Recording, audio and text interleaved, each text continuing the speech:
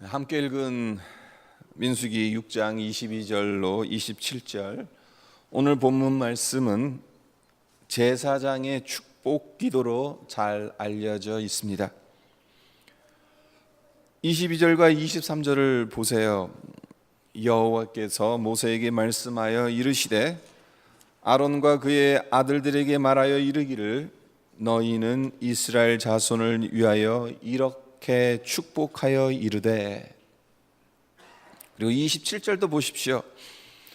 그들은 이같이 내 이름으로 이스라엘 자손에게 축복할지니 내가 그들에게 복을 주리라. 하나님은 제사장에게 이스라엘 백성을 축복하게 하셨습니다. 제사장이 이스라엘 백성을 축복하면 하나님께서 복을 주시겠다고 말씀하십니다. 본문의 이해를 돕기 위해 먼저 본문의 배경을 잠깐 살펴볼 필요가 있습니다. 출애굽한 이스라엘 백성들이 시내산에서 하나님과 계약을 맺은 후 약속의 땅 가나안을 향하여 광야 여정을 시작하게 되죠. 또 광야가 어떤 곳인가요? 사람이 살기에는 참 힘든 땅입니다. 먹을 것도 없고 마실 것도 없고 들짐승들과 독충들이 우글거리는 땅입니다. 들어가면 살아서 나온다는 보장이 없는 땅인데 이스라엘 백성들은 이 광야를 통과해야 합니다. 문제는 그들의 능력만으로는 도저히 통과할 수 없다는 겁니다. 하나님께서 도우셔야 이 광야를 통과할 수 있는 것입니다. 이런 이유로 하나님은 이스라엘 백성들이 광야를 무사히 통과할 수 있도록 한 가지 방법을 고안해 내십니다. 제사장들로 하여금 날마다 백성들을 축복하게 하시고 그 축복을 하나님께서 이루어 주시는 것입니다. 우리가 살고 있는 이 세상 역시 광야와 같은 곳이지 않습니까? 영적으로나 환경적으로나 살기 힘든 곳입니다. 그러나 비록 광야같이 힘든 세상이라고 할지라도 서로를 위해 하나님께 축복의 기도를 드리면 하나님께서 그 기도를 들으시고 우리에게 복을 주셔서 통과할 줄로 믿습니다. 물론 제사장이 백성들을 위해 축복 기도를 했던 것처럼 목사가 성도들을 위해 복을 구하는 기도를 하는 것이 맞습니다. 하지만 그렇게만 국한시킬 필요는 없을 것 같습니다. 왜 그렇습니까? 우리 모두는 왕 같은 제사장이기 때문에 그렇습니다. 왕 같은 제사장이기 때문에 우리 모두는 서로를 위해 축복 기도를 할 수 있는 것입니다. 오늘 우리가 읽은 본문 말씀을 통해 하나님께서 광야의 여정을 통과할 때 우리가 서로를 위해 하나님께 구해야 할 복은 무엇인지를 구체적으로 살펴보도록 하겠습니다. 첫째, 하나님께서 지켜주시기를 우리가 기도해야 한다는 것입니다. 24절을 보세요. 여호와는 내게 복을 주시고 너를 지키시기를 원하며. 여기서 지킨다라는 말은요, 들짐승들이 들어오지 못하도록 가시로 울타리를 치다라는 의미가 있습니다. 보호의 벽을 세워주신다는 거죠. 외부의 악한 세력으로부터 보호해 주시고 동시에 가난과 재앙, 각종 질병과 전쟁에서 지켜주신다는 의미가 이 안에 담겨져 있는 것입니다. 광야길을 가야 하는 이스라엘 백성들에게는 이런 지킴과 보호가 최우선적으로 필요했을 겁니다. 하나님은 이 사실을 잘 알고 계셨기 때문에 제사장들에게 이 축복의 기도를 날마다 하라고 명령하셨던 겁니다. 민수기 다음에 나오는 신명기는 광야를 건넌 후 가나안 땅 바로 앞에서 지나온 길들을 되돌아보면서 모세가 선포한 설교라고 할 수 있는데요. 신명기 32장 10절에서 모세가 이렇게 고백하고 있어요. 32장이면은 이제 모세가 이스라엘 백성들 축복하기에 앞서서, 그러니까 축복하고 나서 이제 죽거든요. 그것에 앞서서 그러니까 마지막으로 설교하는 장입니다. 32장. 근데 이 32장 10절에서 모세가 이렇게 고백합니다.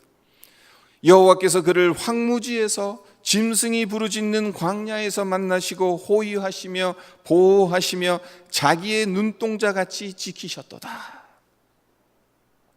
40년 동안 광야의 여정을 되돌아보았더니 그 길이 험난한 길이었고 그 길이 항상 앞으로 나아가지 못하고 계속해서 광야 안에서만 맴도는 것처럼 생각되어졌는데, 막상 이제 그 모든 길을 되돌아보니까 모세가 고백하는 것이 하나님께서 만나주셨다는 거예요. 광야에서 만나주셨고 호위해 주셨다고 합니다. 보호해 주셨다고 해요. 자기의 눈동자같이 지키셨다라고 고백하고 있는 것입니다. 하나님께서 지켜주셔서 광야를 건너올 수 있었다는 감사의 고백인 겁니다. 그렇습니다. 하나님은 우리 인생길을 당신의 눈동자처럼 지키시고 보호하시는 분입니다. 우리가 이 광야 같은 인생을 지나갈 때는 하나님이 옆에 있지 않는 것처럼 보일 때도 있어요. 하나님이 우리를 도와주시기나 하나 하라는 의심이 들 때도 있어요.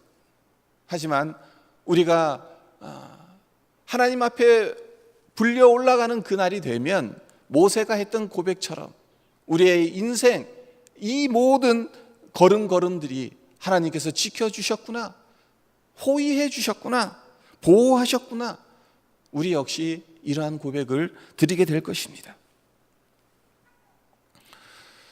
또한 우리가 생각해야 되는 것은 하나님은 우리가 믿음으로 결단한 것도 지켜주시는 분이라는 겁니다. 본문 앞부분에 해당하는 6장 1절에서 21절을 보면 어떤 내용이 나오죠? 나실인의 법이 나옵니다. 나실인 어떤 사람입니까? 평생을 하나님께 헌신하겠다고 서원한 사람입니다. 네, 헌신의 서원, 아무나 할 수 없는 결단입니다. 하지만 그런 서원을 했다고 하더라도 그 서원을 온전히 지키기는 아주 어려운 일입니다. 하나님께서 지켜주셔야 그 서원을 계속해서 지킬 수 있는 것입니다. 이런 이유로 성서학자들 중에는 본문 말씀이 나실인 서원 바로 뒤에 기록된 것은 하나님께서 나실인이 서원을 지킬 수 있도록 돕는 분인 것을 보여주는 것이다, 이렇게 해석하기도 합니다. 그렇습니다. 하나님은 우리를 지키시는 분입니다. 우리의 믿음을 지켜주시고 삶을 지켜주시는 분입니다. 그렇기 때문에 우리는 이 복을 달라고 하나님께 서로를 위해서 구하면 됩니다. 특별히 하나님은 내 이름으로 축복할지니 내가 그들에게 복을 주리라고 말씀하셨죠. 그러니까 우리 성도서 여러분, 우리도 주님의 이름으로 서로를 위해서 축복하면 되는 것입니다. 우리 주님께서 성도 여러분을 지켜주시기를 주님의 이름으로 축원드립니다. 둘째, 우리가 서로를 위해 구해야 할 복은 은혜 베푸시기를 원하는 겁니다. 25절을 보세요. 여호와는 그의 얼굴을 내게 비추사 은혜 베푸시기를 원하며. 은혜는 히브리어로 하난이라고 하는데, 이 단어에는 우리가 예상치 못한 의미가 있어요. 아랫사람에게 몸을 구부린다는 의미가 이 하난이라는 히브리어 안에 담겨져 있습니다. 하나님께서 우리에게 은혜를 베푸신 것은 높은 위치에서 우리를 내려다보며 베푸시는 것이 아니라는 겁니다. 친히 몸을 구부리셔서 우리를 맞이해 주시는 것이 하나님의 은혜라는 겁니다. 이런 점을 가장 잘 보여주는 사건이 있죠. 예수님께서 잡히시기 전날 밤에 제자들의 발을 몸소 씻겨주신 사건입니다. 예수님은 제자들의 발을 씻기기 위해 허리를 굽히시고 무릎을 꿇으셨습니다. 그리고 이런 행동은 궁극적으로 예수님께서 무엇을 위해 이 땅에 오셨는지를 명확하게 보여주는 행위이기도 하죠. 빌립보서 2장 6절로 8절을 제가 읽어드리겠습니다. 그는 근본 하나님의 본체시나 하나님과 동등됨을 취할 것으로 여기지 아니하시고 오히려 자기를 비워 종의 형체를 가지사 사람들과 같이 되셨고 사람의 모양으로 나타나사 자기를 낮추시고 죽기까지 복종하셨으니 곧 십자가에 죽으심이라. 이 구절에 따르면 예수님 자체가 은혜입니다. 하나님과 동등한 분이신데 자기를 비워 종으로 오셨어요. 자기를 낮추셨는데 어디까지 낮추셨느냐? 십자가에 죽으시기까지 낮추셨습니다. 무엇 때문입니까? 우리에게 구원의 은혜를 베푸시기 위해서죠. 우리가 서로를 위해 구해야 하는 하나님의 얼굴, 하나님의 은혜는 이런 것이기에 이 복을 구하면서 우리가 품어야 할 마음의 태도 역시 이러해야 하지는 않을까, 그런 생각을 해봅니다. 2004년 11월 어느 날 뉴욕에 거주하는 빅토리아라는 여자가 자동차를 운전하고 갔는데 어디선가 갑자기 9kg이나 되는 냉동 칠면조가 운전석 유리창을 깨고 들어왔어요. 18살 된 소년이 장난삼아 던진 것인데요,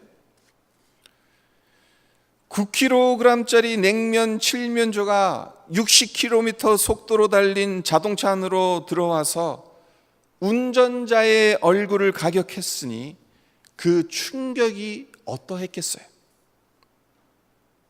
그녀의 얼굴은 콘크리트 바닥에 떨어진 접시처럼 형체를 알아보기 힘들 정도로 망가졌습니다.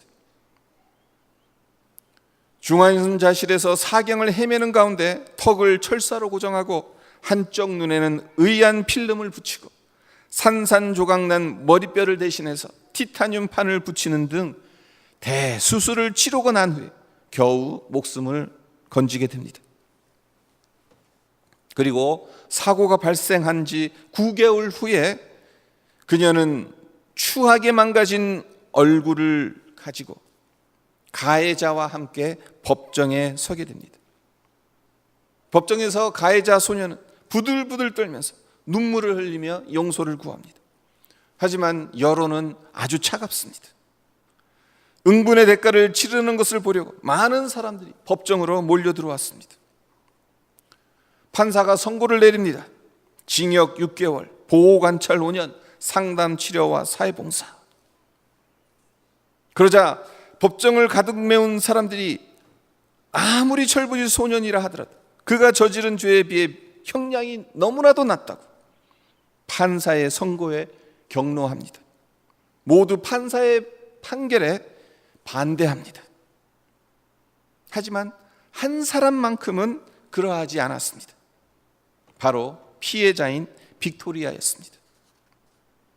판사가 그런 선고를 내릴 수 있었던 것도 빅토리아가 선처를 호소했기 때문입니다. 소년이 그녀에게로 다가오자 판사와 방청객이 보는 앞에서 그를 꼭 안아줍니다. 그리고 흐느끼는 소년에게 이렇게 말합니다. 널 용서할게. 앞으로 잘 살아야 해.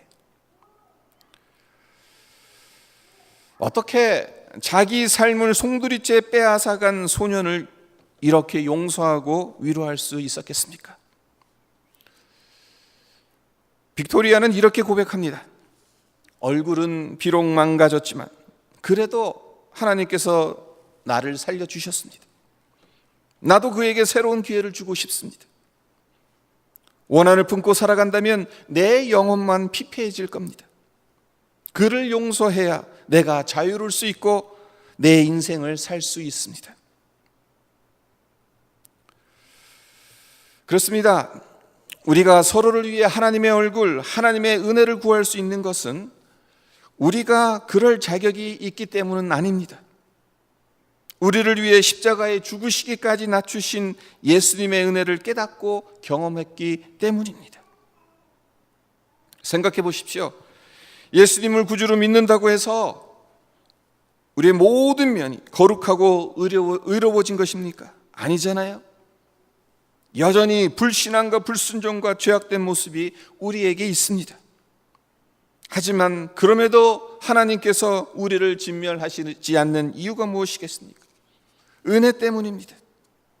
은혜로 우리를 구원하셨고, 은혜로 우리를 지금도 참아주시고, 은혜로 우리와 동행해 주시기 때문입니다. 만약 하나님께서 은혜를 거두시고 그의 얼굴을 돌려버리신다면 상상하기도 싫은 일이 벌어지고 말 것입니다. 하나님은 광야와 같은 인생에서 서로를 위해 은혜의 복을 구하라고 말씀하십니다. 바라기는 우리 모두 서로를 위해 하나님의 얼굴과 은혜를 구하며 척박한 이민의 삶을 함께 살아가기를 기원합니다. 우리 함께 한번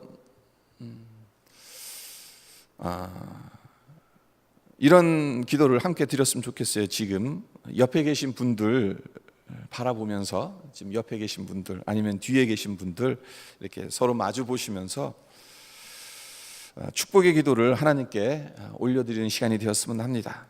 이렇게 한번 그 옆에 계신 분들한테 이렇게 축복의 마음을 담아서 하나님 앞에 기도하셨으면 합니다. 하나님께서 하나님의 얼굴을 당신에게 비추사 은혜 베푸시기를 원합니다. 우리 함께 해볼까요? 하나님께서 하나님의 얼굴을 당신에게 비추사 은혜 베푸시기를 원합니다. 네, 그래요. 우리 모두는 사실 내 자신을 봤을 땐 하나님의 은혜를 받을 자격이 없어요. 내가 누군가의 은혜를 구할 자격도 없어요. 근데 이게 신비입니다. 하나님은 우리에게 우리 서로에게 이 복을 구하라고 했어요. 이 복을 구하지 않는다고 해서 하나님께서 축복하시지 않겠어요? 은혜를 내려주시지 않겠어요? 하지만 이 복을 구하라고 합니다. 서로를 위해서. 그것이 무엇을 의미하는지 우리가 한번 생각해 볼 필요가 있습니다. 마지막으로 서로를 위해 구해야 할 복은 평강의 복입니다. 26절을 보십시오. 여호와는 그 얼굴을 내게로 향하여 드사 평강 주시기를 원하노라 할지니라 하라. 하나님께서 얼굴을 내게로 향하여 든다는 것은 매우 열정적으로 주시한다는 뜻입니다. 지속적인 관심과 사랑을 베푸신다는 의미입니다. 그리고 하나님의 얼굴은 하나님의 능력을 상징합니다. 따라서 평강의 근원은 하나님의 능력에 달려 있다라고 말해도 틀린 것이 아닙니다. 평강은 우리가 만들 수 있는 것이 아니라 하나님의 능력에서 흘러나온다는 거예요. 평강, 우리가 잘 알고 있듯이 히브리어로 샬롬이죠. 성경학자들에 의하면 성경에서 가장 번역하기 어려운 단어 중 하나가 샬롬이라고 합니다. 우리는 그냥 평강, 평안, 평화, 샬롬을 아주 쉽게 번역을 해놨는데 사실은 이 샬롬은 번역하기 가장 어려운 단어 중에 하나입니다. 그 이유는 샬롬이라는 단어가 지닌 의미가 너무 넓기 때문에 그렇다고 합니다. 몇 가지 대표적인 의미들을 말씀드리자면, 샬롬은 전쟁이나 다툼이 없는 평화를 의미합니다.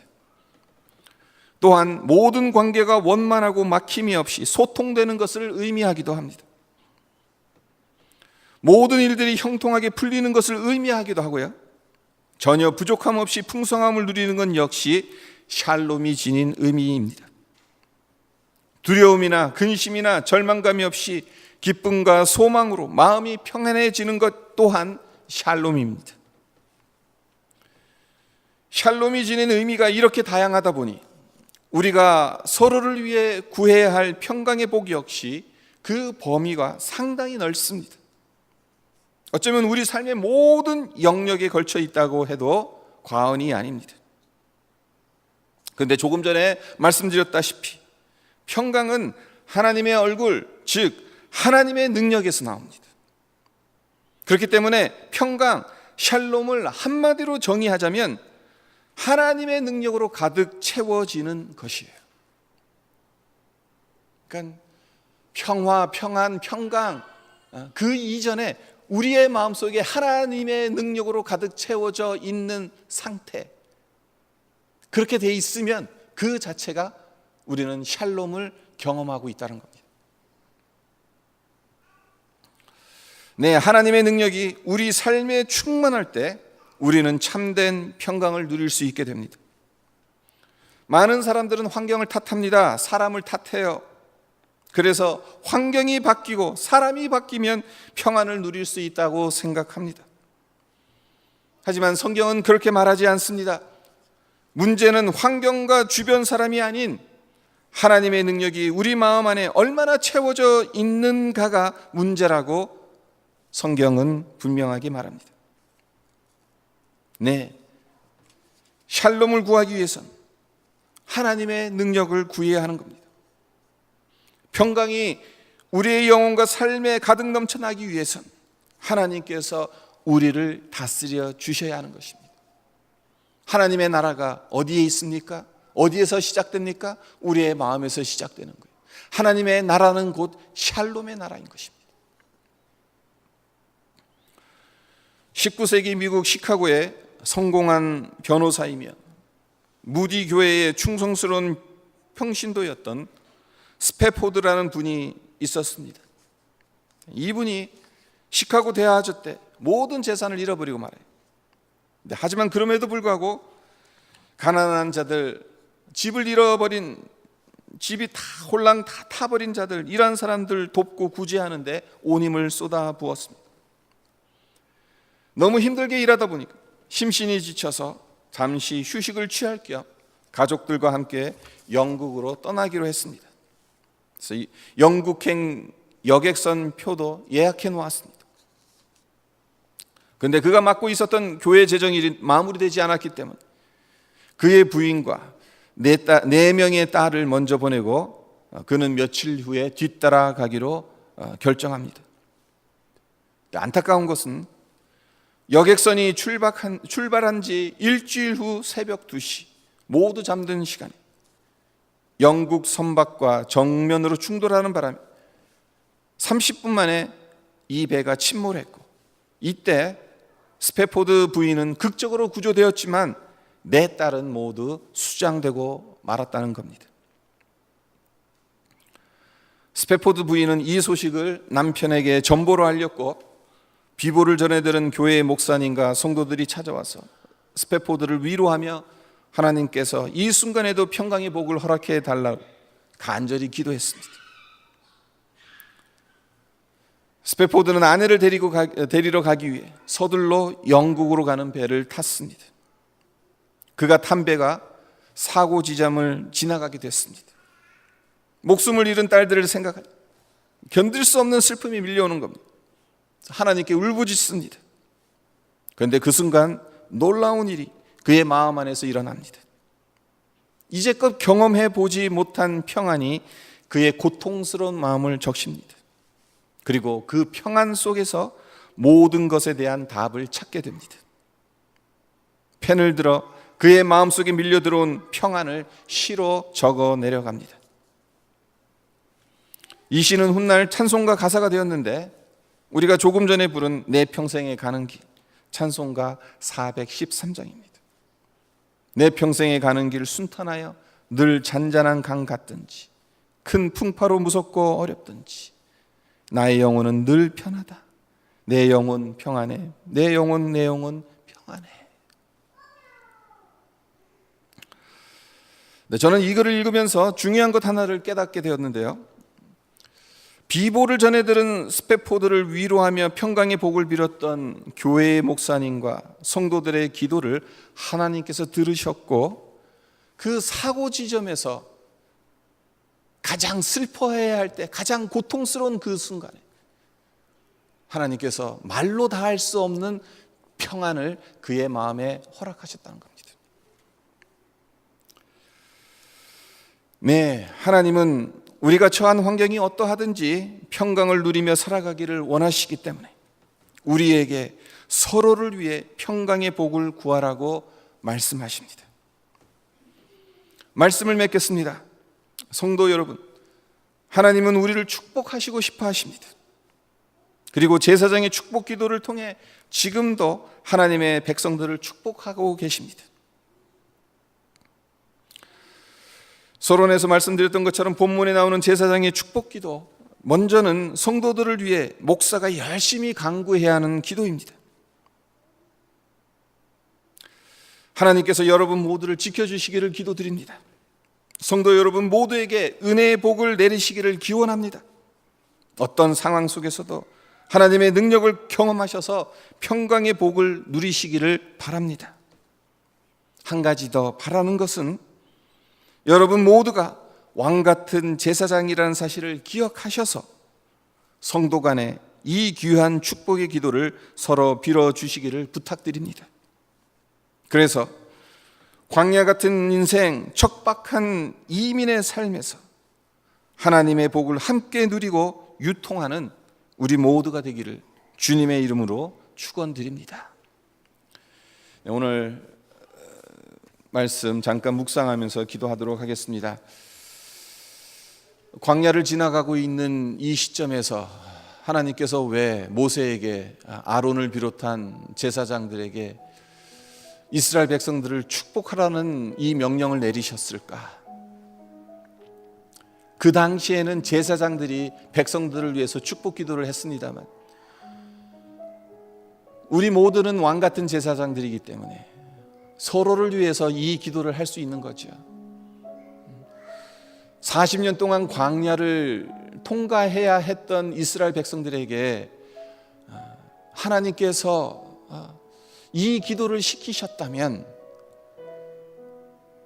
광야 같은 이 인생길을 살아가면서 교회 안에서 한 지체로 하나님께서 묶어주신 우리 성도들 사이에서도 이 기도를 드리면서 살아가야 하는 것이 마땅하지 않을까, 그런 생각을 해봅니다. 우리가 구해야 되는 기도가 하나님 지켜주십시오. 그 어떤 상황에서도 불꽃 같은 눈으로 하나님 우리를 지켜주십시오. 우리 성도들을 지켜주십시오.